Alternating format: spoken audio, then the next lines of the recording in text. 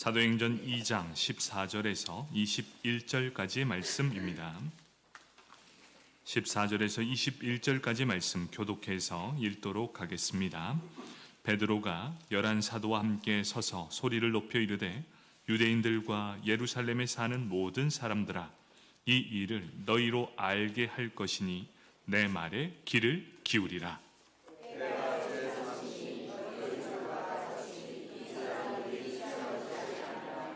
이는 곧 선지자 요엘을 통하여 말씀하신 것이니 일러스되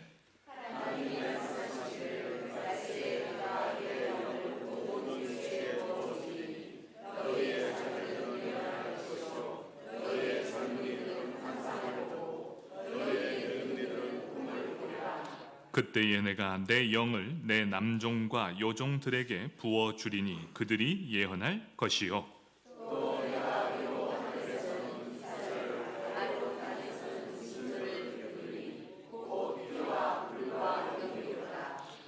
주의 크고 영화로운 날이 이르기 전에 해가 변하여 어두워지고 달이 변하여 피가 되리라. 이름을 부르는 자는 구원을 받으리라 하였느니라. 아멘. 성가대에 찬양이 있겠습니다.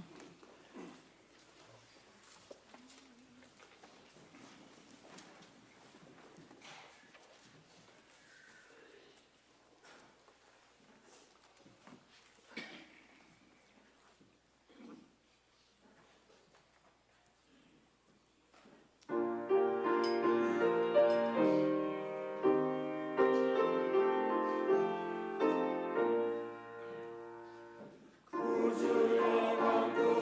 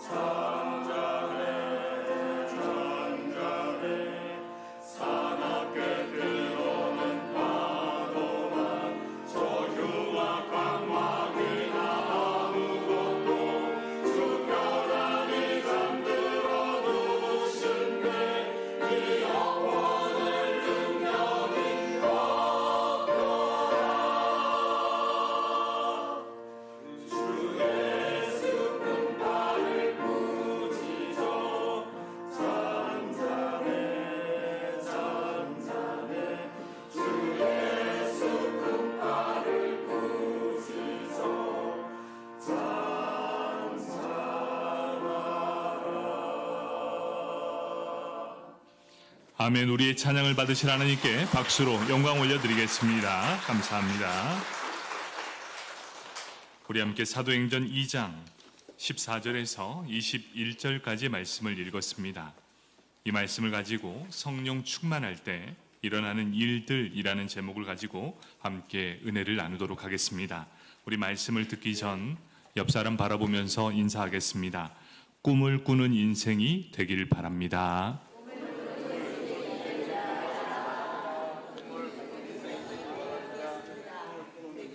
네, 꿈을 꾸는 인생이 되길 축복합니다. 여기에서 말하는 꿈은 단순히 우리가 꾸는 꿈이 아니라 하나님의 비전을 말씀하고 있는 것이지요. 그래서 꿈을 꾸는 인생은 과거에 발목이 잡힌 자가 아닙니다. 과거에 기쁜 일이 있고 슬픈 일이 있어도 그것에 발목을 잡힌 자가 아니라 바로 내일에 대한 기대감을 품는 사람, 그 사람이 바로 꿈을 꾸는 사람입니다. 우리 사랑하는 성도 여러분, 바로 우리가 꿈을 꾸는 사람이 되길 축복합니다. 과거의 일, 이 모든 일이 우리를 성장케 했지만 그것이 만약 나의 발목을 잡는다면 그것을 다 끊어내시고 이제 하나님이 주시는 비전을 품고 내일을 향한 기대가 있는 저와 여러분이 되길 축복합니다. 아멘. 오순절 성령 강림을 통해서 마가의 다락방 120명, 이 모인 120명의 성도들이 다 방언을 받게 됩니다. 그들은 갈릴리 출신이었습니다. 농업을 주업으로 했습니다. 교육도 제대로 받지 못하는 사람들. 그런데 그들이 각 나라 방언을 말하기 시작합니다. 모든 사람들이 알아들을 수 있는 세련된 언어를 구상하고 있습니다. 그곳에 모여든 경건한 유대인들은 경건한 그리고 거룩한 충격을 받게 됩니다. 그때 소동합니다. 혼란스러워합니다. 이것이 도대체 어떻게 된 일이냐? 이렇게 혼란스러워할 때 베드로가 호련히 일어나게 됩니다. 그리고 말씀을 선포합니다. 오늘 말씀은 오순절 베드로의 설교의 말씀입니다. 그 첫 번째, 성령을 받은 베드로가 선포하게 되는 장면입니다. 여러분, 여기에서 우리는 성령 충만함을 보게 됩니다. 여러분, 성령 충만함이 무엇입니까? 우리가 이것을 분명하게 알고 가야 합니다. 이 성령 충만에 대해 절대로 오해하면 안 되는 것이지요. 성령 충만, 우리가 생각할 때 그렇습니다. 무언가 신비로운 현상이 일어나고 은혜가 가득해서 내 눈에 눈물이 나는 현상, 맞습니다. 이것도 성령 충만함입니다. 그런데 성령 충만함, 이것이 전부는 아니라는 것이지요. 여러분, 그럼 성령 충만이 무엇입니까? 성령의 계속적인 지배와 인도함을 받는 것, 그것이 바로 성령 충만이라는 것이지요. 성령 충만은 일회적인 부분으로 끝나는 것이 아닙니다. 현재 진행형입니다. 그러니 과거로부터 지금까지 앞으로도 계속해서 우리는 성령의 영향과 지배함을 받는다. 이것이 바로 성령 충만이라는 것이지요. 결국 성령 충만의 가장 큰 특징이 무엇입니까? 성령의 지배를 받는 상태로 성령의 열매를 맺는 삶, 이것이 바로 성령 충만의 가장 큰 특징입니다. 이 말씀은 이렇습니다. 지속적으로 계속해서 말씀대로 사는 인생, 이 말씀이 무엇입니까? 내 마음대로 살고 내가 원하는 대로 살고 내 방식대로 사는 삶이 아니라 성령 하나님께서 지시하시는 대로, 성령 하나님께서 인도하시는 대로, 성령 하나님께서 원하시는 방식대로 하나님의 말씀을 따라 순종하며 살아가는 상태, 그 상태가 성령 충만함이라. 여러분, 그렇기 때문에 내 감정이 지금 뜨겁던지 안 뜨겁던지, 내 눈에 눈물이 흐르든지 눈물이 흐르지 않던지, 이것은 전혀 상관이 없다는 것이지요. 왜 그렇습니까? 성령 충만함과 감정은 전혀 상관이 없기 때문입니다. 내가 지금 성령의 지배를 받고 있는 상태인가? 그렇지 않는가가 성령 충만함의 기준이 되기 때문입니다. 그렇기 때문에 감정에 따라서 요동치는 믿음은 절대로 성령 충만이 아니다. 일시적으로 잠깐 반짝 좋았다가 다시금 기분이 싹 사라지면 내 마음의 믿음도 사라져버리는 그 믿음은 절대로 성령 충만한 믿음이 아니다. 정리해보면 이렇습니다. 성령 충만함이란 내 삶에 성령 하나님의 지배함을 받고 있는가? 그러함으로 내 삶에 열매가 맺히고 있는가? 결국 성령 충만 이꼴 내 삶에 성령의 열매가 있는가? 이것을 봐야 합니다. 여러분이 만약 여러분의 삶에 성령의 9가지 열매가 여러분 삶에 맺혀 있다면 그것이 바로 성령 충만함이다. 이렇게 말씀하고 있습니다. 120명의 성도였습니다. 그들이 성령의 세례를 받습니다. 사도행전 2장 4절에 이렇게 말씀하고 있습니다. 다 성령의 충만함을 받고 성령이 말하게 하심을 따라 다른 언어들로 말하기를 시작하니라. 이렇게 분명하게 기록되어 있습니다. 성령의 충만함을 받고 성령이 말하게 하심을 따라 성령의 지배하심을 따라 그대로 다른 언어로 말하기 시작하니라. 이것이 바로 성령의 충만함입니다.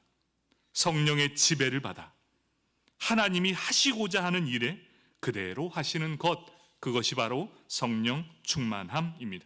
그 당시 절기를 지키기 위해 200만 명이 모여들게 됩니다. 유대인들 전 세계 각지로부터 예루살렘으로 몰려들기 시작합니다. 그때 성령의 충만함을 받고 그 나라 각 언어, 자기의 언어들로 하나님의 큰 일을 듣게 됩니다. 인간의 죄로 인해 언어가 갈라졌습니다. 흩어진 바벨탑 사건이 있었습니다. 그런데 오순절날 놀랍게 이런 모든 언어의 나눔이 사라지게 되었습니다. 왜 그렇습니까? 성령의 충만함을 받고 전 세계 모든 각국의 언어로 성령 하나님의 말씀이 전해지는 역사적인 사건, 그 사건이 바로 오순절 사건이었기 때문입니다.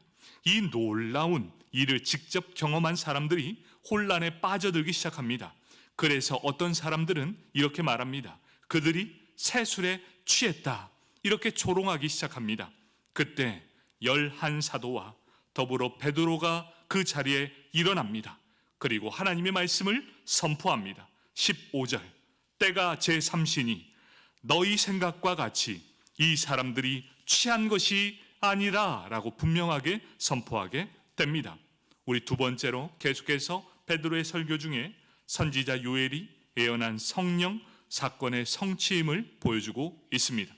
성령이 임함은 이미 800년 전에 예언된 구약 요엘서의 성취입니다. 사도행전 2장 16절에서 17절까지 말씀입니다. 이는 곧 선지자 요엘을 통하여 말씀하신 것이니 일러스되 하나님이 말씀하시기를 말세에 내가 내 영을 모든 육체에 부어주리니 너희의 자녀들은 예언할 것이요 너희의 젊은이들은 환상을 보고 너희의 늙은이들은 꿈을 꾸리라. 이렇게 말씀합니다. 17절에서 21절까지는 요엘서의 말씀을 그대로 가지고 왔습니다. 요엘서에서 말한 성령의 사건이 무엇입니까? 첫 번째는 성령은 말세에 오신다라고 말씀하고 있습니다. 요엘서엔 그 후에라고 기록되어 있습니다. 여기에서는 말세에라고 기록하고 있습니다. 모두 동일한 의미입니다. 그 후가 무엇입니까? 약속하신 메시아가 오신 후를 말씀하고 있습니다. 약속하신 메시아 예수님께서 이 땅에 오셨습니다. 그리고 30년의 인생을 사셨습니다. 30년의 인생을 끝내고 이제 3년간의 공생애의 삶을 사셨습니다. 그리고 우리의 죄를 위해 십자가에 못 박혀 죽으시고 장사한 지 사흘 만에 부활하시고 승천하심으로 하나님의 구원 사역을 완성하셨습니다. 요엘서에서는 이렇게 말씀합니다. 그 후에, 여기에 말하는 그 후에는 예수님께서 그의 사역을 완성한 후 바로 그때에 성령을 부어 주시리라 라고 분명하게 말씀해 주고 있습니다. 말세는 예수님과 함께 시작되었고 십자가를 통해 이루어졌으며 부활과 승천을 통해 완성되었습니다. 바로 예수님께서 이 사역, 이 모든 지상의 사역을 끝낸 후에 내가 내 영을 너희에게 부어 주겠다라고 말씀해 주셨습니다. 성령 하나님은 어쩌다 그냥 오신 것이 절대 아닙니다. 이미 800년 전에 예언하셨습니다. 그리고 하나님이 정하신 때에 한치의 오차도 없이 그대로 이루어진 약속의 성취 사건입니다. 언제 이루어집니까? 오순절 오전 9시 약속을 믿고 기도하며 기다리는 모든 성도에게 바람처럼 불처럼 임하여 주셔서 충만하게 역사하기 시작했습니다. 하나님은 분명히 오십니다. 그리고 반드시 오십니다. 그것을 믿고 기다리는 성도에게 반드시 임하게 될 것입니다. 그때 어떻게 말씀합니까? 내가 내 영을 모든 육체에 부어 주리니 이렇게 말씀합니다. 요엘서에서는 만민으로 기록되어 있습니다. 여기서는 모든 육체로 기록되어 있습니다. 이 말은 무엇입니까? 모든 사람을 의미하고 있습니다. 성령은 누구에게 임합니까? 특정한 사람이 아니라 모든 사람에게 임하게 되신다. 인간의 몸을 입고 태어난 모든 사람에게 성령을 받을 수 있게 된다.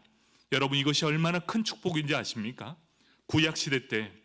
구약시대 때는 성령의 임함이 특정한 사람들에게만 임하게 되었습니다. 그 특정한 사람들뿐만 아니라 그 특정한 사람에서 소수에게만 임하게 되었습니다. 누구에게 성령이 임하게 되었습니까? 하나님이 택하신 제사장, 그리고 사사, 그리고 선지자에게만 특별히 성령이 임하게 되었습니다. 그런데 어떻게 이런 일이 일어납니까? 말세에 곧 예수님께서 죽고 부활하시고 승천하신 그 이후에는 하나님의 영이 주의 앞에 나와 주의 이름을 부르는 모든 사람에게 임하게 하신다라고 분명하게 말씀해 주셨습니다. 사도행전 2장 38절에 이렇게 말씀합니다. 베드로가 이르되 너희가 회개하여 각각 예수 그리스도의 이름으로 세례를 받고 죄 사함을 받으라. 그리하면 성령을 선물을 받으리라. 이렇게 분명하게 말씀해 주셨습니다. 그가 누구이든지 상관없습니다. 그가 회개함으로 하나님 앞에 나아오면 죄 사함을 받고 성령을 선물로 받게 된다라고 분명하게 말씀해 주고 있습니다. 그가 아이이든지 어린 자녀들인지 상관없습니다. 그가 젊든지 늙든지 상관없습니다. 그가 건강하든지 병들었든지 상관없습니다. 그가 인생 가운데 성공한 자냐 실패한 자냐 전혀 상관이 없습니다. 그가 자유자이냐 범죄자이냐 그것이 전혀 상관이 없습니다. 지식이 있느냐 지식이 없느냐 전혀 상관이 없습니다. 그가 회개함으로 전심으로 주님 앞에 나오는 사람이라면 그가 누구든지 조건 없이 성령을 선물로 부어 주신다. 바로 이것이 만민에게 모든 육체에게 부어 주신다. 이게 얼마나 큰 축복입니까? 여러분, 예배드리는 모든 성도 여러분이 바로 이러한 선물을 성령으로 성령의 선물을 받기를 축복합니다. 아멘. 오늘 이 세 번째는 성령이 부어질 때 일어나는 구체적인 현상들에 대한 말씀입니다. 그 첫 번째는 너희의 자녀들은 예언할 것이요 이렇게 말씀합니다. 구약시대 때 예언은 누구만 했습니까? 선지자의 몫이었습니다. 예레미야, 이사야, 에스겔, 아모스, 다니엘, 호세야, 요엘 이런 사람 같은 선지자만이 예언을 했습니다. 여러분, 우리가 예언이라고 하면 어떻게 반응합니까? 미래에 대한 예측 그리고 미래를 점치는 것이라 생각하고 있습니다. 우리는 여기에서 한 번 더 예언이란 부분을 정리를 해야 합니다. 물론 예언은 미래에 대한 부분을 포함하고 있습니다. 하지만 대부분의 예언서, 선지서들은 어떻게 이야기하느냐? 현실에 대한 말씀을 하고 있습니다. 구약시대의 선지서를 한번 보십시오. 대부분이 이렇게 말씀하고 있습니다. 너희를 향하신 하나님의 뜻은 이것이니라 이렇게 말씀하고 있습니다. 무엇이죠? 지금 현재 상황을 그대로 말씀하고 있다는 것이지요. 그러면서 이렇게 말씀합니다. 너희는 마음을 돌이키라. 빨리 회개하고 마음을 돌이켜 여호와 하나님께로 돌아오라. 이것이 선지서의 메시지의 대부분이었습니다. 예언이란 결코 미래만 점치는 것이 아닙니다. 어떤 의미입니까? 현재 우리의 삶이 어떠한 것인지 그것에 대한 하나님의 뜻을 알려주는 것, 그것이 바로 예언이었습니다. 그래서 예언자들은 항상 올바른 역사의식을 가지고 있었습니다. 지금 세상이 어떻게 돌아가고 있는지, 하나님의 눈으로 볼 때 지금 어떤 일이 벌어지고 있는지 바로 그것을 알 수 있었다는 사실입니다. 그래서 구약의 예언은 하나님께서 특별히 기름 부음을 받아 세운 예언자들을 통해 이루어 주셨습니다. 그러나 성령이 부어진 다음에는 누구나 이렇게 예언을 할 수 있다라고 얘기합니다. 그러면서 그 대상을 특정합니다. 너희 자녀들이 예언할 것이다, 이렇게 분명하게 말씀해 주고 있습니다. 그렇다면 우리 자녀들에게 예언할 수 있는 이 능력이 무엇일까요? 그 이야기는 이것입니다. 성령이 우리 자녀들에게 부어지면 우리 자녀가 시대의 흐름을 읽을 줄 알게 된다. 여러분, 이것이 얼마나 큰 능력입니까? 지금 시대가 어떠한 것인지 우리 자녀들의 눈에 그대로 보여지게 된다는 것이지요. 그래서 지금 이대로 살면 우리의 미래는 불투명해질 것이고, 이대로 살아간다면 반드시 심판을 받게 될 것이라는 것을 우리 자녀들이 그 시대를 읽어낸다는 것입니다.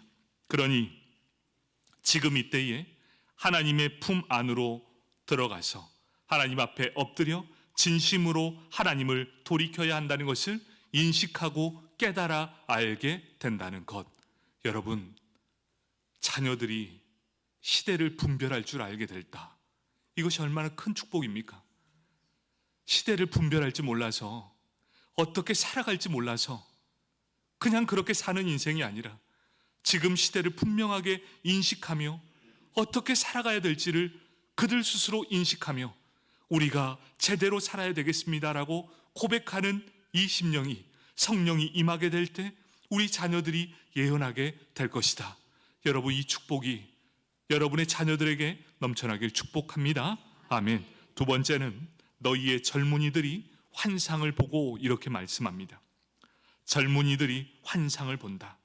여기에서 이 환상은 무슨 말도 안 되는 헛개비를 본다는 것이 아닙니다. 하나님이 주시는 비전을 가진다는 것이지요. 이 하나님이 주시는 비전이 무엇입니까? 확실한 목표의식이 생긴다는 것, 내 삶의 목표와 목적이 분명해진다는 것을 의미해 주고 있습니다. 여러분이 생각하는 젊은이들의 특징은 무엇입니까? 여러분도 다 젊음의 때를 보냈지 않습니까? 젊음하면 생각나는 게 무엇입니까? 내가 좀 가난해도 괜찮습니다. 남들보다 좀 손해를 봐도 괜찮습니다. 지식이 많지 않아도 괜찮습니다. 경험이 많지 않아도 괜찮습니다. 꿈을 가지고 오늘도 힘차게 나아가는 것, 그것이 젊음 아닙니까? 체력 하나 믿고 열정으로 살아가는 것, 그것이 젊은이의 패기 아닙니까? 왜 그렇습니까? 젊음의 때는 열매를 거두는 시기가 아닙니다. 씨를 열심히 뿌리는 시기입니다. 그러기에 여러 가지 경험을 쌓아야 합니다. 그러니 실패해도 괜찮습니다. 수없이 도전해도 괜찮습니다. 왜 그렇습니까? 젊으니까, 여전히 열정과 패기가 있으니까 그것을 우리는 젊은이라고 합니다. 여러분, 이것이 젊은이입니다. 젊은이는 이 모든 것을 열정으로 살아가는 사람. 그런데 현실은 어떻습니까? N포 세대라고 말합니다. N포 세대란 사회 경제적 압박으로 인해 연애, 결혼, 주택, 꿈 등 많은 것을 포기한 세대를 지칭하는 용어입니다.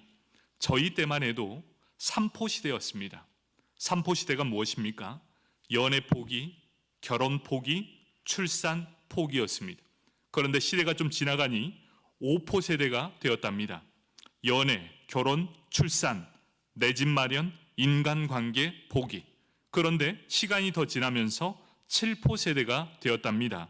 연애, 결혼, 출산, 내 집 마련, 인간관계, 꿈, 희망, 포기. 그런데 지금은 몇 포 포기인지 아십니까? 9포 시대라고 합니다. 연애, 결혼, 출산, 내 집 마련, 인간관계, 꿈, 희망, 외모, 건강을 포기한 세대. 꿈이 사라져버린 세대 가운데 어찌 생기가 있겠습니까?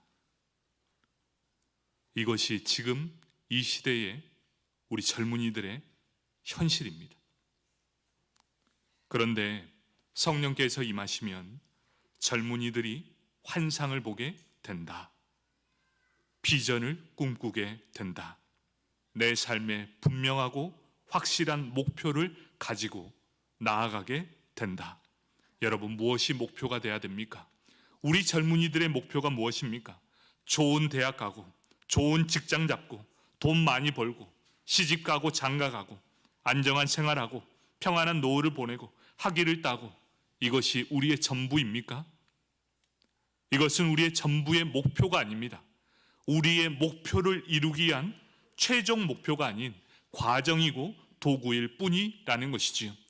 여러분, 아직 우리 젊은이들이 참 많습니다. 좋은 대학 가는데 목숨을 겁니다. 그런데 우리는 이미 다 알고 있습니다. 좋은 대학을 가야만 우리 인생의 성공이 아니라는 것, 대학이 전부가 아니라는 것을 시간이 지나야 비로소 알게 됩니다. 그것보다 더 중요한 것이 있다는 것을 우리는 다 알고 있습니다. 시대의 흐름을 읽고 그 다음을 넘어설 수 있는 믿음을 허락하시고 비전을 허락하시는 것이 바로 성령 하나님의 임하심입니다. 그러니 그 과정 중에 실수와 실패를 해도 괜찮습니다. 그런데 어떻습니까? 그 과정에서 넘어지면 낙심합니다. 그리고 하나님을 떠나기까지 합니다. 그런데 또 어떻습니까? 거기에서 어느 정도 이루어지면 또 타락합니다. 여러분, 우리의 진정한 목표가 그것이 아님에도 불구하고 우리 자녀들에게 그것이 전부인 양 가르치고 있지는 않습니까? 너 좋은 대학 가야 돼. 좋은 데 취직해야 돼. 그러면서 믿음은 뒷전으로 밀어둡니다. 너 좋은 대학 가고 좋은 데 취직하고 다시 교회로 와. 옵니까? 좋은 세월 다 보내고 힘 다 빠져서 아무것도 할 것 없을 때 그제서야 하나님 앞에 오는 건 아닙니까? 우리의 진정한 목표가 하나님의 비전을 가지게 하는 것, 그것이 바로 성령의 은혜라고 합니다. 내 인생의 젊음을 투자해서 영원한 가치를 가진 일에 헌신하는 것이 너무나 필요하다는 것이죠. 진리를 위해, 하나님의 나라를 위해 도전하고 모험하는 젊은이들이 넘쳐나길 축복합니다. 하다가 넘어지고 깨져도 괜찮습니다. 상처받을 수 있습니다. 하지만 우리는 다시 일어날 수 있습니다. 또 도전하고 모험할 수 있습니다. 왜 그렇습니까? 우리는 성령 충만한 젊은이들이기 때문입니다. 여러분, 여기서 젊은이들은 70세 이하는 다 젊은입니다. 아멘이십니까? 아멘. 70 전까지는 다 괜찮습니다. 하나님의 비전을 꿈꾸는 사람은 그 인생이 살아납니다. 그리고 생명력과 생기가 넘쳐납니다. 그리고 그 현실은 비록 힘들고 가난할지라도 또 인생이 잘 풀리지 않더라도 하나님의 비전을 품고 나가는 사람은 살아납니다. 그것이 바로 성령 충만함을 받은 젊은이의 모습입니다. 여러분이 다 젊은이가 되길 축복합니다. 아멘. 자, 세 번째, 너희의 늙은이들은 꿈을 꾸리라. 참, 이 늙은이라는 어감이 좋지 않아 어르신으로 하겠습니다. 우리 어르신들은 성령이 부어지면 꿈을 꾸게 된다. 새로운 소망을 갖게 된다. 꿈이 있는 인생은 어떻습니까? 그 삶에 생기가 있습니다. 이곳에서 예배드리는 70세 이상의 어르신 분들에게 간절히 원하는 소원이 하나 있습니다. 그것이 무엇이냐? 날마다 꿈을 꾸시는 우리 어르신 되길 축복합니다. 아멘. 바로 이것입니다. 꿈이 있는 사람, 그런 꿈을 꾸게 되니 매일의 삶이 기대가 되고, 기대가 되니 내 삶이 행복이 시작되게 됩니다. 그리고 그 꿈을 향해 나가다 보니 내 삶이 행복해지게 된다는 것이죠. 어떻게 그렇게 됩니까? 그 비결은 성령을 선물로 받고 날마다 꿈을 꾸게 되기 때문이죠. 여기서 꿈은 자기의 헛된 꿈이 아니라 하나님의 꿈을 꾸는 것입니다. 그래서 세월이 점점 지나갈수록 나이가 들어가면서 늙어져가는 인생이 아니라 아름답게 익어져가는 인생들이 된다는 사실입니다.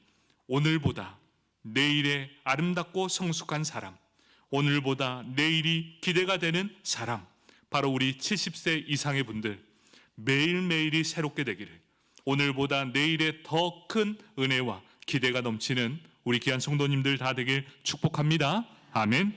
네 번째입니다. 남종과 여종들이 예언할 것이요. 사도행전 2장 18절의 말씀입니다. 그때 내가 내 영을 내 남종과 여종들에게 부어주리니 그들이 예언할 것이요. 남녀노소, 여종 남종 할 것 없이 하나님의 말씀을 선포하게 될 것이다, 이렇게 말씀해 주고 있습니다. 성령 하나님이 내게 부어주시면 남녀노소 할 것 없이 하나님의 말씀을 선포하게 될 것이다. 한 사람도 예외 없이. 예수님을 믿는 믿음은 안전하게 살고 돈을 많이 벌고 하는 일마다 잘 되는 그런 시시한 것이 아닙니다. 예수 믿으면 부자 되는 것, 그런 것이 절대로 아닙니다. 그것보다 훨씬 더 위대하고 엄청난 일이 있습니다. 성령이 부어지면 남녀노소 종들과 상관없이 함께 다 역사해 주셔서 하나님의 말씀을 선포하는 인생이 된다. 바로 이것이 놀라운 일입니다. 다섯 번째는 피와 불과 연기의 기사와 징조를 보여주게 됩니다. 사도행전 2장 19절에서 20절 말씀입니다. 또 내가 위로 하늘에서는 기사를, 아래로 땅에서는 징조를 베풀리니 곧 피와 불과 연기로다. 주의 크고 영화로운 날이 이르기 전에 해가 변하여 어두워지고 달이 변하여 피가 되리라. 아멘. 성령 하나님이 임하시면 기적이 일어납니다. 여러분, 기적이 왜 일어난 줄 아십니까? 하나님이 살아계시기 때문입니다. 여러분, 우리 하나님의 살아계심을 믿으십니까? 하나님의 살아계심을 믿는 자에게는 앞으로도 계속해서 하나님의 기적을 맛보게 될 것입니다. 하나님은 우리 인간의 이성과 상식과 경험과 지식을 뛰어넘는 분이십니다. 그래서 내가 경험하지 못했을지라도 하나님은 역사하지 않는 것이 아니라 지금도 우리 하나님은 일하고 계시는 분, 바로 그분이 살아계신 우리 하나님 아버지이십니다. 하나님은 이 땅에 기적과 이적을 비추는데 불과 피와 연기로 임하신다라고 말씀해 주셨습니다. 출애굽기 그 재앙, 마지막 재앙에 피가 있었고 제사를 드릴 때 늘 피를 뿌렸습니다. 그리고 하나님이 임하실 때 불로 임하셨습니다. 그리고 하나님이 임하신 곳에는 연기가 가득하게 되었습니다. 성령이 임하실 때 하나님은 지금도 기적을 행하시는 분, 바로 그분이 여호와 하나님이십니다. 그렇기에 기대가 되는 삶, 그 사람이 바로 성령의 충만함을 받은 삶입니다. 사도행전의 이 기록은 이러한 기적의 역사를 기록한 책입니다. 이제 앞으로 사도행전 28장까지 이어지는 모든 내용이 바로 하나님의 놀라운 기적의 역사가 기록되는 내용입니다. 매일매일이 기대가 되는 삶, 바로 그것이 모든 기적의 그 중심에 살아계신 하나님이 여전히 계시다는 것입니다. 여러분의 인생 가운데서도 이러한 축복이 임하길 축복합니다. 아멘. 여섯 번째, 가장 중요한 내용입니다. 누구에게나 임하는 구원입니다. 사도행전 2장 21절, 누구든지 주의 이름을 부르는 자는 구원을 받으리라 하였느니라.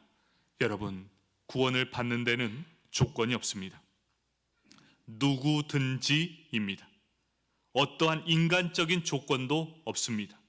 단 하나, 주의 이름, 예수 그리스도의 이름을 부르는 자, 바로 예수 그리스도를 부르고 그분을 내 마음의 주인으로 인정한 자, 그 모든 사람은 구원을 받으리라 라고 분명하게 말씀해 주고 있습니다. 이곳에서 예배드리는 모든 성도 여러분, 예수 그리스도를 마음으로 믿어 우리의 죄사함을 받고 구원을 얻기를 축복합니다. 아멘. 말씀을 정리하도록 하겠습니다. 한 책의 내용의 일부의 내용입니다. 영국에서 의대를 다니다가 하나님의 인도하심을 따라 한국에 와서 사역하는 영국의 청년이 있었습니다. 누군가가 그 청년에게 한국 교회에 대하여 느낀 소감을 물어보았습니다. 그러자 그가 대답하기를 영국 교회는 한국 교회에 비하여 교회라고 하기에 민망할 정도의 교인의 수가 있다고 했습니다. 그러나 비록 교인 숫자는 적지만 그들 모두 순수한 마음으로 주님의 말씀을 실천하며 사는 그리스도인이라고 이야기했습니다. 반면 한국 교회를 보면 교회마다 교인들로 넘쳐나는데 교회 밖에서도 하나님의 말씀대로 사는 사람은 찾아보기가 힘들다고 대답했습니다. 특히 청년들과 어울리며 느끼는 것, 청년들이 예배당 안에서는 뜨겁게 찬양하고 예배하는데 밖에서는 예사로 술을 마시고 취하거나 이성 간의 거리낌 없이 음란하고 도저히 믿기 힘든 사실을 보게 된다는 것이지요. 그 영국 청년이 경험한 한국 교회의 문제점은 한마디로 말하면 세속화라고 할 수 있습니다. 크리스천이 교회에 주일에 예배당으로 와서 기도하며 예배하는 것을 제외하고는 믿지 않는 사람들과 전혀 구별되는 모습이 없다는 것이 문제의 핵심입니다. 교회에서는 분명히 믿는 사람 같고 크리스천 같은데 교회 밖에 나와 사회에서 살 때는 안 믿는 사람들과 똑같은 삶을 산다는 것입니다. 그에 비해 일본은 크리스천 인구가 고작 1% 정도밖에 안 됩니다. 그런데도 그 소수의 그리스도인들이 자신의 삶에서 정말로 말씀을 따라 살고 있습니다.